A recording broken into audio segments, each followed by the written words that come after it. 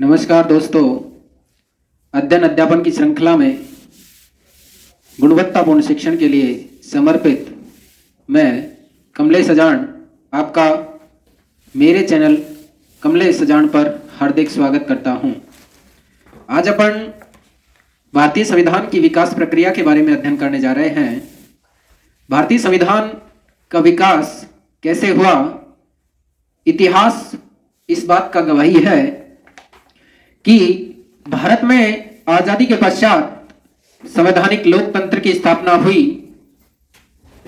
और मध्यकालीन राजतंत्रीय व्यवस्था से संवैधानिक लोकतंत्र के विकास की यात्रा विभिन्न चरणों में संपन्न हुई।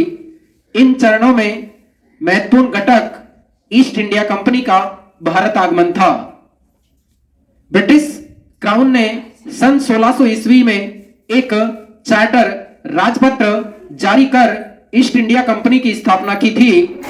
इस कंपनी का नाम the governor and company of merchant of London trading into east Indies रखा गया। ईस्ट इंडिया कंपनी ने भारत में सर्वप्रथम सन 1612 ईस्वी में सूरत में अपना कार्यालय स्थापित किया। शुरुआत में यह कंपनी एक व्यापारिक संस्था ही थी। प्रारंभ में चार्टर के अनुसार कंपनी को कुछ सीमित विधायी एवं न्यायिक अधिकार ही प्राप्त थे, परंतु धीरे धीरे इसने अपनी कार्यशैली बदल ली और सन 1765 के आते आते यह एक ऐसी क्षेत्रीय शक्ति के रूप में उभरी जो भारत में अंग्रेजी साम्राज्य के विस्तार का साधन बन गई।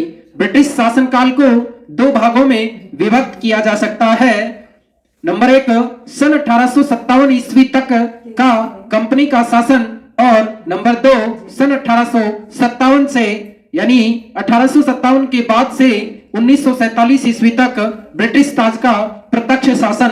ईस्ट इंडिया कंपनी ने सन 1757 ईस्वी की प्लासी की लड़ाई, सन 1764 ईस्वी के बक्सर का युद्ध तथा सन 1765 में हुई इलाहाबाद की संधि से अपने प्रभाव में वृद्धि कर ली। हाँ जी दोस्तों, आपको पता होना चाहिए कि प्लासी का युद्ध 1757 में हुआ और बक्सर का युद्ध 1764 में हुआ।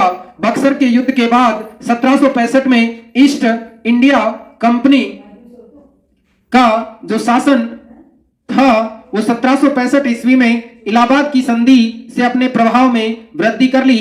इलाहाबाद की संधि से बंगाल, बिहार एवं उड़ीसा की दीवानी प्राप्त करने के पश्चात लॉर्ड क्लाइव के द्वैध शासन ने बंगाल में अराजकता की स्थिति पैदा कर दी और कंपनी का संचालन कोर्ट ऑफ डायरेक्टर्स किया करते थे, जो कोर्ट ऑफ प्रोप्राइटर्स द्वारा चुने जाते थे।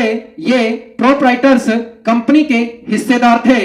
भारत में कंपनी के प्रभाव में वृद्धि के फलस्वरूप कंपनी के कर्मचारियों द्वारा अत्यधिक मुनाफा कमाने व कंपनी के आर्थिक संकट में उलझने के कारण इस पर ब्रिटिश संसद व सरकार के अधिक प्रभावी नियंत्रण की मांग उठने लगी। इस हेतु ब्रिटिश संसद द्वारा सन 1773 ईस्वी में रेगुलेटिंग एक्ट पारित किया गया। यही रेगुलेटिंग एक्ट आगे चलकर कंपनी के शासन को नियंत्रित करने के साथ आगे बढ़ाया गया। ब्रिटिश संसद के इस संवैधानिक दखल ने भारत में संवैधानिक इतिहास की एक लंबी प्रक्रिया प्रारंभ कर दी, जिसको निम्नलिखित शीर्षकों के अंतर्गत हम वर्णित कर सकते हैं। सबसे पहले सन 1773 ईस्वी में रेगुलेटिंग एक्ट आया। उसके बाद 1781 में संविधान संशोधन अधिनियम आया। उसके बाद 1784 का पिट्स इंडिया एक्ट आया। उसके बाद 1786 का संशोधन अधिनियम आया। उसके बाद 1793 का चार्टर एक्ट आया। इसके बाद 1813 ईस्वी का चार्टर एक्ट आया और इसी श्रृंखला में 1833 का चार्टर एक्ट आया। अंतिम चार्टर एक्ट 1853 का चार्टर एक्ट था। इसके बाद 1858 ईस्वी में भारत सरकार अधिनियम लाया गया। उसके बाद 1861 ईस्वी में भारत परिषद अधिनियम आया। उसके बाद 1892 ईस्वी का भारत परिषद अधिनियम आया।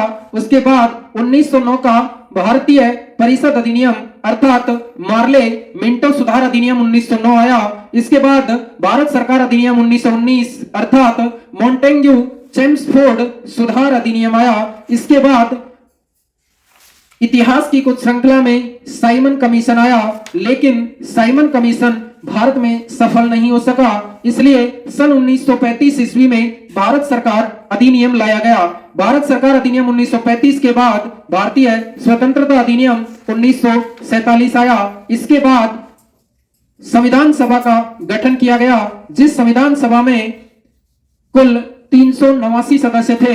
इन 389 सदस्यों में ब्रिटिश प्रांत से 296 सदस्य और 4 सदस्य इन 296 में केंद्र शासित प्रदेशों से थे जो चीफ शिप थे। इसके अलावा 93 सदस्य देशी रियासतों से थे।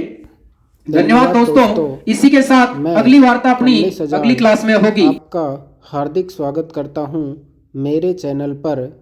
रक्त बहाकर श्रृंगार करूं खामोश यहाँ तलवार नहीं, ये धरती है महाराणा की, हार हमें कतई स्वीकार नहीं। बहुत बहुत धन्यवाद। आपके इस बेहतरीन संविधान श्रृंखला में विलक्षण दस्तावेज और संविधान निर्माताओं के धैर्य, बुद्धिमत्ता व दूरदृष्टि के प्रमाण का कि उन्होंने संविधान में जनता द्वारा मान्य आधारभूत मूल्यों व सर्वोच्च आकांक्षाओं को स्थान दिया। बहुत बहुत धन्यवाद आपका सुनने के